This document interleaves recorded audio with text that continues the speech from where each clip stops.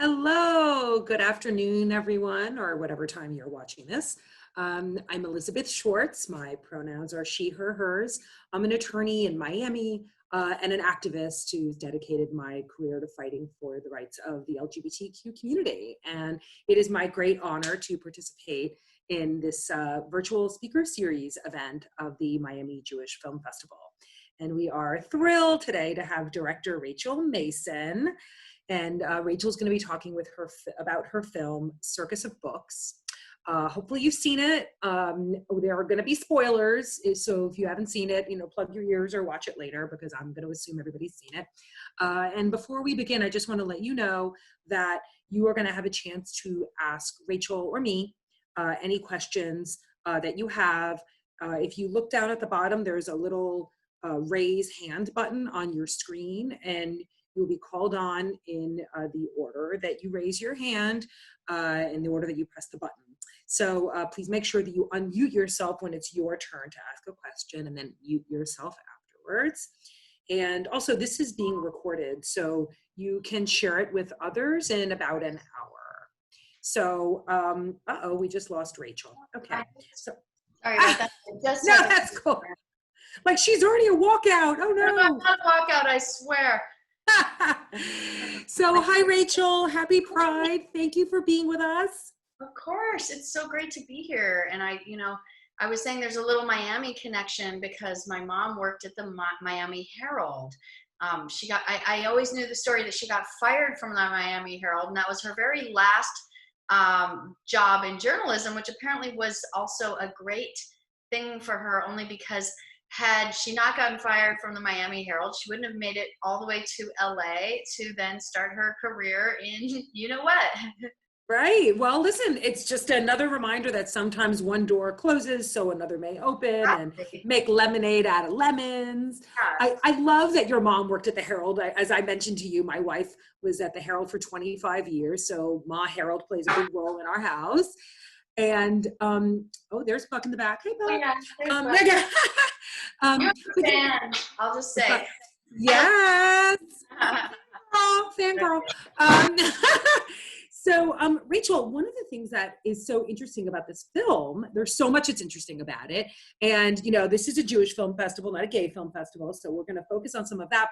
But you brought up the Miami Herald. And one thing that I think is so incredible is that this is really like a love letter to the First Amendment. So much about your film is about that. So I loved learning that, of course, she's the daughter of a journalist. No, it's actually an interesting parallel. There's a lot of kind of kismet type parallels that are just, really nothing but, I would say, random coincidence, although maybe, in the world of reality, nothing's completely random. But yeah, my mom was a really deep journalist, and to this day has a huge love of all things journalism, all things literary. And so the store actually, even though it specialized in adult material, really, I think, kind of encapsulated sort of the best of what it is to live in a culture where we have freedom of speech. And I think my mom actually kind of deep in her heart, even though she might never admit it, was there for that store for those reasons, and fought so hard. They could have actually not fought when they needed to fight for the First Amendment. And again, people don't maybe realize, but the First Amendment has always been fought by people on the front lines of obscenity and things that our society at large has deemed, not okay. So, yeah. You did such a great job at talking about the ways in sort of the people dismiss obscenity and porn as immoral. And you did, I think, a great job talking about how adult content, specifically for the LGBT community, was a lifeline. It's not just sort of lascivious, but you really talked to our elders, and you talked about how marginalized they were, which is really something that we can often forget given the progress that our community has made. I'm the co-chair of the National Board of SAGE, which is Advocacy and Services for LGBT Elders. So I really appreciated how you centered elders in your film, and you really delved into that porn was really about community, and the store was about community.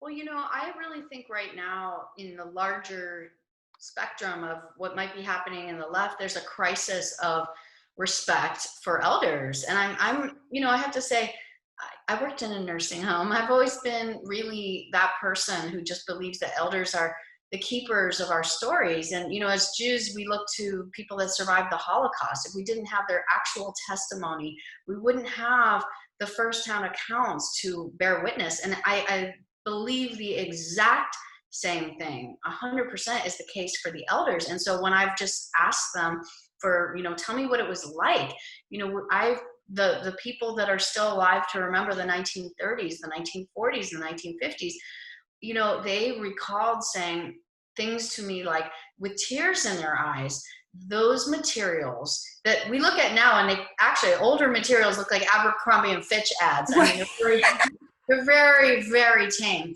like a bodybuilder. But there was the undercurrent of, homosexual experience that was so taboo, was so outlawed, and so blasphemous in our culture.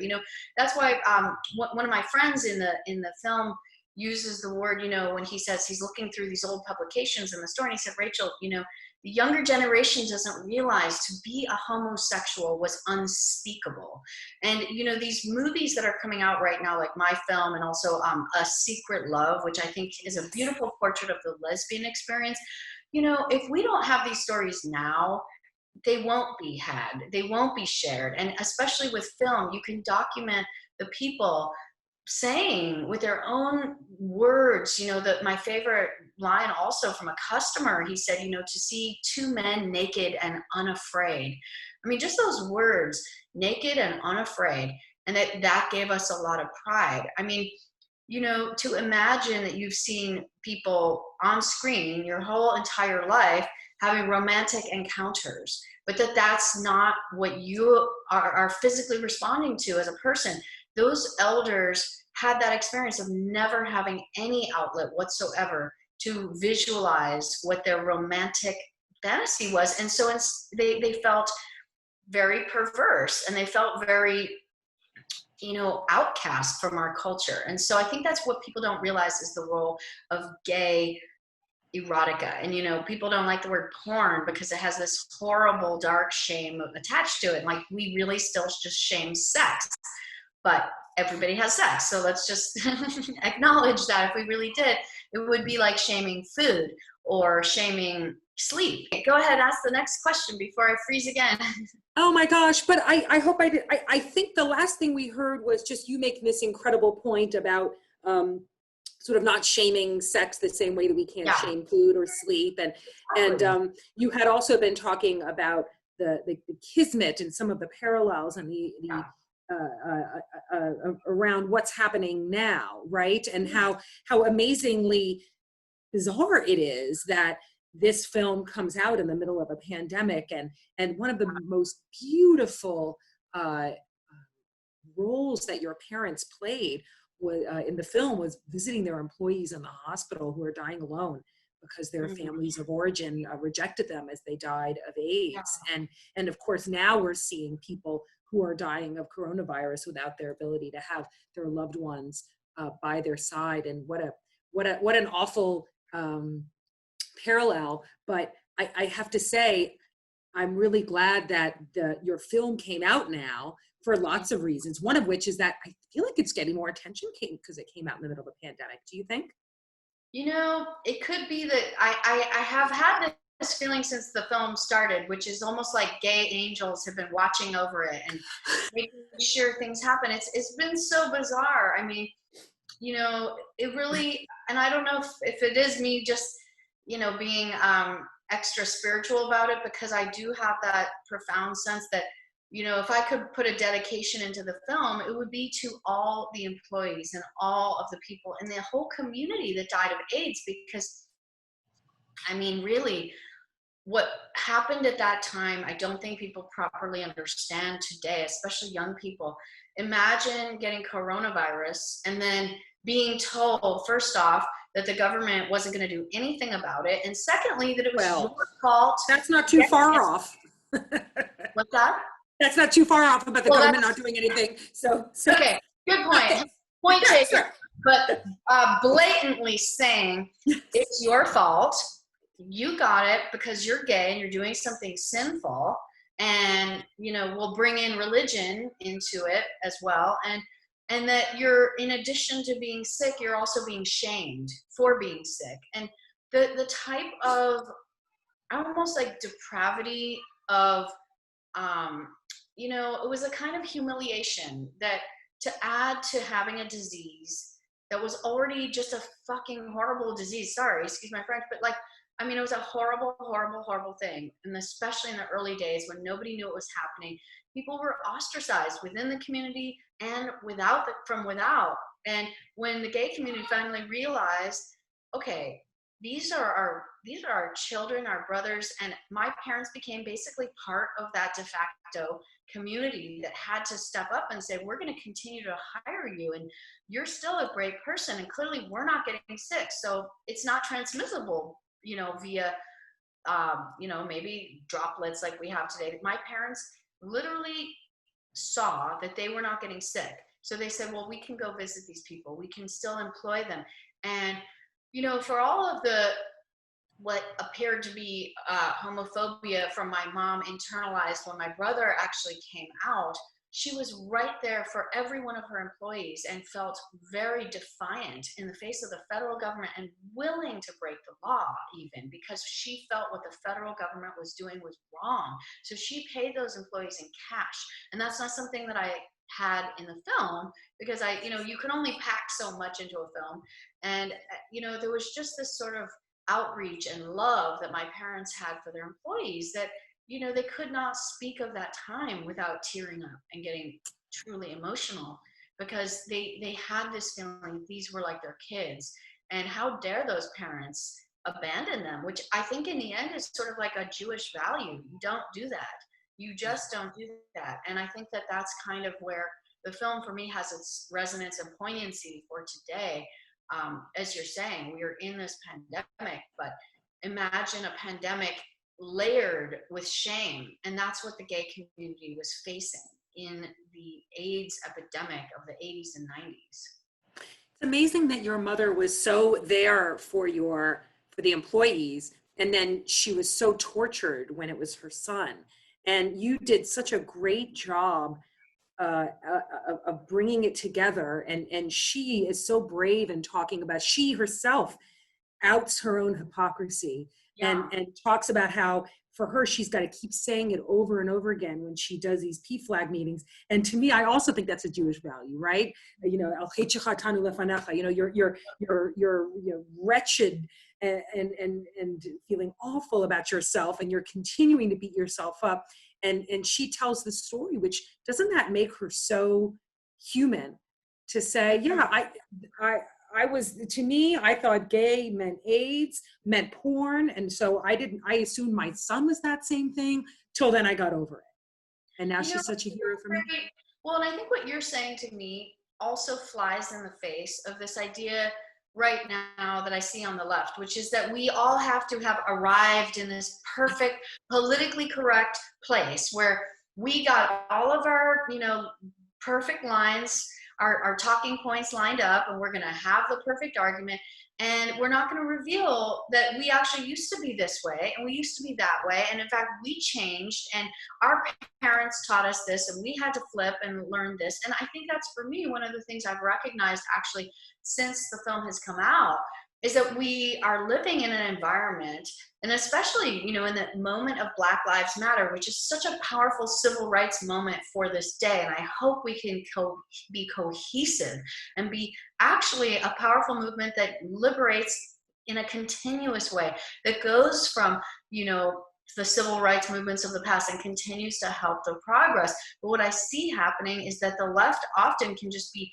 eating itself up in this way where, you can look at Karen, my mom, and say, wow, how hypocritical of you. I'm going to dismiss you because you didn't do this thing. But instead, my mom is able to speak to those people who are still on the opposite side, who are still struggling. And she does this every single week. My mom's penance, as it were, her Yom Kippur Day of Atonement that is 365 days a year, her actual work is to continuously talk the talk and do this work for people who are super religious and not just Jewish.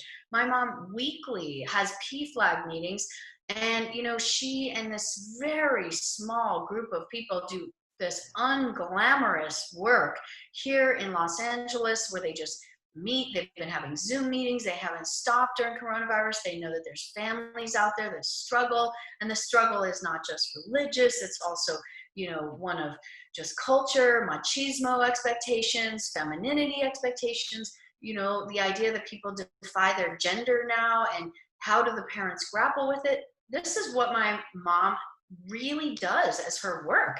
And so, she spent, in the film, she said, I've spent the last 20 years helping people to recognize that there are gender variations. And I think, she also means to say, as she was talking about, sexuality variations. But we've moved the conversation ahead with sexuality, and now we're in a space where we're talking about gender. And that's the new frontier. And my parents are really doing that work. So, I have to say, it's a really, as my work is really as a filmmaker to continue to do the activism that I can do here, I see their activism as one of really direct one-on-one interaction with other parents. And it's incredible and very profound. I mean, Mazel Tov. It's really fantastic that they are able to sort of operationalize their faith, right? And to really talk to folks from that place, because there seems to be this assumption that being a person of faith is somehow incompatible with supporting the LGBT community. And your parents are out there saying, no, we're people of faith, and our faith teaches us to love one another and to accept and to be open, right? And to tikkun olam, right? To heal the world one person at a time. Well, I will say, because I think there's also the aspect of our faith that is not as loving to our LGBT community. And it's important to recognize that Judaism has developed and progressed. And there's also still a hard line within our community that does disown their wonderful children. And, I think that that's also part of our burden as a culture, as Jews, is to, I think my mom, with the conservative movement and the conservative synagogue that she was attending, that synagogue was not in the place that it is today. And so the movement has progressed as our culture has progressed with, thanks to the work of, I think, really important legal work like what you do. We've been able to say to the world in a larger sense, we matter. LGBT people have always been part of the Jewish community. And how do we also make a bridge to the conservative factions within our community that are still not accepting? Well, thank you. And as much as I do believe that lawsuits change the world, it's also culture change, right? So we owe a debt of gratitude to organizations like Keshet, right? So keshetonline.org, which does work doing LGBT acceptance and sensitivity training in mainstream Jewish institutions, day schools, camps, hillels, synagogues. So organizations like that, and like Eshel, which is for Orthodox LGBT people, are doing these campaigns, like these sort of refuse to choose, right? Like, I'm not going to choose my faith versus being true to who I am as an LGBT or T person. So that kind of culture change, I think, is really critical. Does your mom still go to that synagogue? She does, because the synagogue actually changed. Good. And became more progressive. And also she tried to attend more reform synagogues, and it wasn't for her. She did not, some people in the Jewish community have said, well, if you're going to go to a reform synagogue, you may as well go to a church. I hate to say that, but it's, that was kind of her motto. I remember that, because I used to say, well, I wish I could go to a reform synagogue. They seem more cool. But my mom was always like, well, they don't do everything right. They change all of the prayers and they don't do it in Hebrew. And, my mom really loves the old conservative tradition. She loves it. It's like, it's her place, her happy place. And, I think that the reform movement was ahead of the game. In terms of LGBT acceptance. Am I right in that? I'm not the expert, but You're absolutely right. The reform movement has been on the vanguard, but you are also right that the conservative movement has come along. I think that folks understand, as I said to a Orthodox rabbi in Israel some years ago, the train has left the station. Queer people exist, so you either welcome them. You know, who's marginalized more are the ultra religious. So you either pull it together and you welcome, you count women as part of a minyan, you let women read from the Torah, you welcome the LGBTQ community into your congregations, or you risk everything that's going on with people not affiliating and not feeling like they belong. So and to speak to that, you know, I think I'm generationally very different from my mother, and I have a different ethos, just who I am as a person. And when my grandfather passed away, the synagogue that he was the president of, and that it was a very, very conservative, you know, basically borderline Orthodox synagogue. My mom, who's the religious one in our family, attended every single day, mourners, minyan, and often there were not enough women to form the minyan. And she would go and they would look for anyone, including the janitorial staff or just anybody who was male, to form that minyan. I remember her coming home frustrated a few times because they didn't have enough people. And it as a child, I remember being like, what? That is so repulsive to me. I mean, and I don't even think I was yet a feminist. I was just a kid. I was like, I don't understand why you don't count. That's so weird. And, you know, my dad didn't bother going because he doesn't like religious stuff. He's not that guy. So it was like, you actually care enough to go and do the prayers and you're not being considered a full person? I don't understand this. And so, you know, for me, as my ethos was much more aligned when I discovered Reform Judaism, I thought, oh, thank God, you know, to hell with those people. You know, I had enough of my own sort of anger for the conservative movement that wasn't there yet growing up, that I have not looked back, and I don't really appreciate it to this day. And I could probably have a more open-hearted sense of things, but I saw with my own two eyes an institution that was truly backwards. And so, you know, I have gone to Orthodox synagogues just to see with my own two eyes and to witness and to understand, you know, where my Judaism even comes from, but I have a hard time with it. Sure, for good reason. So I'm going to drop into the chat a really great video, and I want you to watch it later, and everyone hopefully can see it, our panelists and our attendees. It's a really great film about sort of the conservative movement now and their LGBTQ inclusivity, because as you said before, it takes a minute for some folks to evolve. And I think they've been evolving at a much more rapid pace. So I want to, first of all, anybody else who has questions, you can raise your hand, you can ask them in the chat, but I'm just going to keep going because I've got a million questions. So, okay, so you talk about your father. By the way, happy Father's Day, everyone. Yeah. Happy Father's Day to your dad. So, you know, I think you're obviously, your mom did not understand the importance of this film as you were filming it. She stopped recording. So, you know, she didn't necessarily understand, as we said earlier, kind of what a lifeline her story was to the community and how this was a really important story to be told. And again, kind of the humor of these sort of straight Jewish, you know, folks who kind of got into this industry, perhaps accidentally. So she didn't get how great the story was. I'm glad the rest of the country and the world has proven her wrong. And again, just so happy for your success. So, but did your dad resist participating in the film at all? And how has he handled this success? He's famous. Well, you know, it's really funny. My parents are exactly who they are on screen. My dad is pretty much a happy-go-lucky guy who, you know, he probably would have just been happy to work at the camera store in Burbank his entire life. He just, you know, he almost had a kind of life where one thing led to another, and, you know, there he goes, you know, working on 2001, that's fun. Star Trek, that's fun. It's all fine. He's never had a problem with anything. He's amused and happy pretty much about most things. And so that's how he feels about the film. And you know, if anything, it's just added to his enjoyment walking down the street. People wave to him. He's that guy. Aww. And of course, my mom is also that that Jewish mother. And, yes. Yeah. So she says, now I think she always has such great one-liners, but I think she really is probably the one person in LA who's not happy to be famous. And, she's like, I don't understand how people can recognize me with my mask on and my hat on. And, I don't want to be talking to people in the grocery line, and so she's the opposite.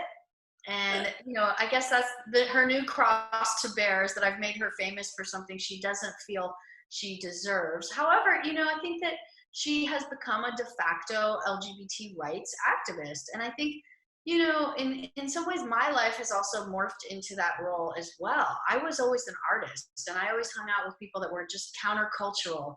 And, artists often thumb their nose at everything that is our culture. And we have often an aloofness that I've come to realize is not as productive as being, fighting for something. Yeah. So in a strange way, this film has been my very first foray into doing something as mainstream as pretty much the most mainstream thing I've ever done. And I've always done things that were more avant-garde and more offbeat. And so my mom's expectation was that this film would land somewhere in that esoteric museum world. And, the people that find what I do are not people that she knows. So for her, this was like a kind of a shock and a horror that happened because she's involved in it. But for me, it was also a shock that I've suddenly engaged in this level of dialogue. Mostly I've communicated with people in the art press, not the mainstream. And I've recognized that I have this new role that I really value and I understand the importance of. And it also is helping me with my next projects. I really feel. Which are? Yeah, which are. So I have a number of different documentaries that are in the works. And I feel the new documentaries all have to do with intersections of sex and religion and different interesting characters and stories that are built around those same topics. Because now that I've had this success with this film, I think people see that I'm very capable of dealing with this kind of thorny subject matter. So, a lot of people in the adult industry don't feel comfortable communicating to just anybody about what they do because it's so deeply shamed. So I think because I had such sensitivity with my own film and I was born into it in some ways, I have this really great access to be able to tell those stories. So I'm working on a few different documentaries in that sphere, and I'm also working in fiction as well. And the fiction for me, that I'm developing, I have some films in development, I have some TV narratives in development. They're all films that connect to stories, again, that have to do with marginalized voices and women and queer voices. And so, this is my space that I really occupy and I love. And I think in a way it's become central to my life and central to my motivation. And I care a lot about the progress of our civilization. And I really hope, films and entertainment become a tool, because right now we have people in power in the entertainment industry like Ryan Murphy, who really brought the world stories of gay individuals, and like Pose, for instance, a Black gay cultural movement that he was able to bring to the mainstream.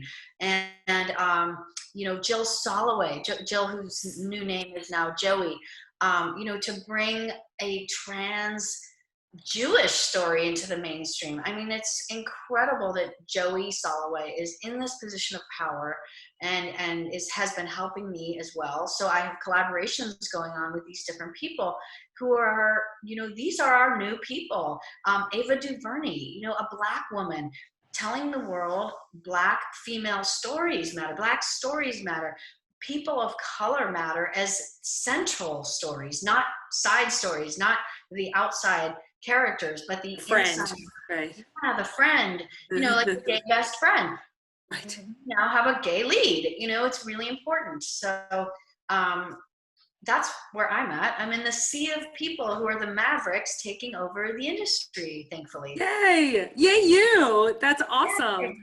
I love that this sort of secret family story that like you weren't supposed to know till I guess you were 15, and that I love that it's sort of birthed this fully formed artist to tell these stories and to show how intersected we all are, and to really rock out some different narratives. That's just what a great evolution. Well, thank you. And, I think that's my favorite thing that has come from this are just the messages that I've received from people really all over the world. And also, especially, I will say, one of the really great advocacy aspects of Netflix is when you receive a letter from someone in Indonesia who says, "Thank you for this story. I live in a country where you cannot be gay. And I'm just so glad to hear these stories." And then you realize, wow, okay, right now on planet Earth, as we speak, people cannot be gay. People cannot be trans. We live in America, and look at what just happened last week. We're still fighting. We are still fighting right now. Thank you to you, Elizabeth. I really mean that. And it's important. No, I mean, I'm very serious. It's the lawyers here, the people who are fighting our government to fight for these rights that we have not yet solidified. I mean, really, it's like an ongoing struggle. But we live in a country where we are at least able to get this far. And we have to remember, thanks to Netflix, I have gotten letters from people in places where they do not have those chances at all. And I think it is so powerful when they see the Elizabeth Schwartzes fighting for rights here, when they see people like me making my weird film about my family and that, and they actually get this sense that a ray of hope, maybe in my country, we will be able to get this, and I do think there's a very strong chance for the younger generation, if they watch films like ours and they continue to see the progress that America is making, there will be hope for the rest of the world, as long as we stay together in this singular fight and we don't fray within our communities. That's really my hope, is that we stay together and don't fray, because I think there's a lot of tension right now, and there's a huge ability for our little incremental step to go backwards and fray if we don't maintain our unity in this fight. Absolutely. And that is what is so important about us remembering for the fall, right? That Yes. we've got a coming, and even if the candidates were not your number one, we've got to get pro-LGBT and pro-freedom and pro-democracy people in office up and down the ballot, because you are so right, Rachel. Thank you for elevating the law, but absolutely it is all of us telling our stories and living our truths, because while we had an amazing victory this past week with the US Supreme Court, employment discrimination protections for LGBT people and DACA, yay, but specifically the LGBT case, we are facing a very scary case in the fall, which is a religious freedom case where an adoption agency wants to discriminate, and the city of Philadelphia says no, the Fulton case. And so it's up to us to tell stories that, yes, yes, right? It's so important. And if you want to see a story, to me, that tells why gay adoption matters, you need to watch something that is horrifying, and I'll just say it because as a preamble to it, there's a very sad documentary called The Trials of Gabriel Fernandez, and it's on Netflix. And it is a case, at the end of this horrifying tragedy, you can see that the people who were the most able to take care of this child were the people who the child was pulled away from. And why were they pulled away from him? Because they were gay. And I really believe the power of these kinds of films, when you see them and you see our culture looking at gay parents with a level of compassion that we need. I think it's a very important thing that we continue to make these stories. And, I always sort of feel on that side of things. I know we're moving off topic, but gay people are the most likely, should be given children because they had to actually think before. Most gay parents, actually all gay parents, had to plan their family. It wasn't an accident. Keep that in mind. keep that in mind when you try to take the rights away from people who were thoughtful and mature and went through a process to get their children. That is something that, you know, if you happen to be heterosexual, you're just not gonna do necessarily. That's right. Not So all I dropped that film in the chat. So thank you for lifting that up. And just thank you for all your amazing work. I'm so excited for your success. Elizabeth, I really feel like we are united in our struggles and battles here, and I really appreciate the work that you're doing, because sometimes when you're just an entertainment industry person or an artist, you don't often feel like you're doing a whole lot, and you think that the people who are, you know, doing stuff in politics and legal battles are doing a lot. So if films like what I make can inspire you to keep doing your work and can inspire the next generation to continue the mantle and fight, that's as much as I can hope for. So thank you. I think you're doing amazing stuff all on your own. I can't wait to see what you come up with next. How's your brother doing? He was source of like pain for in the film, because I felt like he was really working his stuff out, and you know, you were a different kind of gay, and he was like, I'm not that gay, I'm sort of this square gay. So how's he doing? He's great. No, Josh is like my best friend, and I couldn't have also thanked him more for being so earnest in his, you know, in his portrayal of his real serious teenage struggle, which I think is, you know, his struggle encapsulates, I think, much better than mine, which, you know, I more had like the rebel struggle, and Josh had the true gay perfectionist struggle. You know, he was just wanting to be that perfect golden child. And, you know, I think that a lot of people since seeing the film have just reached out to him and said, thank you, because you have told my story. And, you know, Josh has, I think, the more universal story. And so because of what he expressed in the film has been able to do the work that it has been. So he's doing great. He has a fiance who's lovely. He lives in London. Yeah. So in London? Yeah, he lives in London, and that's the only sad thing for me. Yeah. So yeah, your best friend's in London. All right. Well, hopefully he'll come home soon. I should Skype him today. You should. Well, tell him we're sending him a lot of love in Miami. And just, Rachel, thank you so much. Kol hakavod. You deserve all the success and more. And there's Oscar buzz, so maybe we'll be seeing you on the red carpet. Oh, yeah. Well, you know, tell all the people that, you know, care about Oscars that are in the Oscars Doc Branch Academy. If you want to see a film that weaves together gay culture and Jewish culture and First Amendment, put this film on their radar. So absolutely, for your consideration. I love it. Yes. Awesome. Right. Well, thanks everyone for showing up. Rachel, thank you for being you and for you lifting up your voice and telling this great story. And I'm grateful to the Miami Jewish Film Festival and to having both of us here. So thank you. Okay. Absolutely. Goodbye. Have a great Sunday. Bye. Thanks. You too, Rachel. Thanks, Miami Jewish Film Festival. Thank you. Bye, everyone. Bye.